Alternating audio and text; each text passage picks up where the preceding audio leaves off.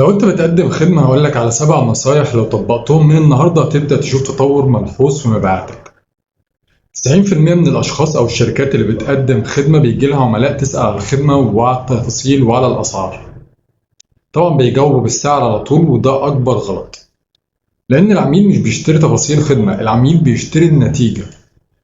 مثال، لو انت بتصمم مواقع ما تقولش تصميم الموقع ب5000، قول للعميل الموقع ده هيجيب لك 10 عملاء جدد كل شهر، يعني 5000 جنيه مكسب شهريا. بكده الموقع يجيب تكلفته من أول شهر. دول أهم 7 نصايح هتزود مبيعاتك فورا. اتكلم عن النتيجة مش عن تفاصيل الخدمة، واستخدم أرقام محددة زي 10 عملاء 50% وهكذا. اعمل عرض محدد للخدمة بتاعتك، استخدم كلمات زي حصريا أو العدد محدود. قدم ضمانات واضحة، خلي العميل يتخيل النتيجة زي يجيب 5000 جنيه مكسب ويجيب تكلفته من أول شهر.